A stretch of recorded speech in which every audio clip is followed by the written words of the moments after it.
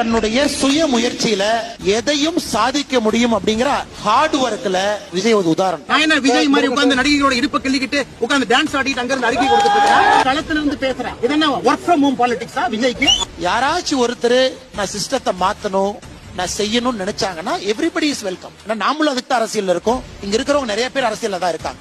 So மக்களுக்கு choice கொடுப்போம். Let us all present our vision for Tamil Nadu. அதுல விஜய் அவர்களும் வந்து செய்யணும்னு நினைச்சாருன்னா இஸ் மோஸ்ட் வெல்கம். கட்டாயமா வரும். விஜய்க்கு 50 வயசுல அரசியல் வரணும்னு தோணுச்சா? 30 வயசுல எங்க போனாரு? 50 வயசுல காலைல புத்தா எழுப்பி விட்டு நடிகர் விஜய் அரசியலுக்கு வர சொன்னாரா? நல்ல ஒரு சமுதாயத்தை உருவாக்குவதற்கு, நல்ல ஒரு தமிழகத்தை உருவாக்குவதற்கு அவர் அரசியல் வரட்டும்.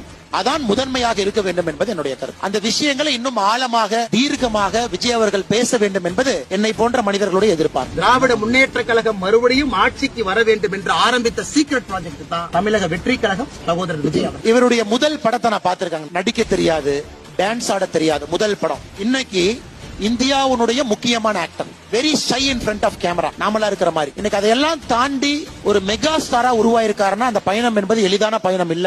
இன்னைக்கு நிறைய சமுதாய விஷயங்களை பத்தி பேச ஆரம்பிச்சிருக்காங்க. அந்த விஷயங்களை இன்னும் ஆழமாக, தீர்க்கமாக விஜய் அவர்கள் பேச வேண்டும் என்பது என்னை போன்ற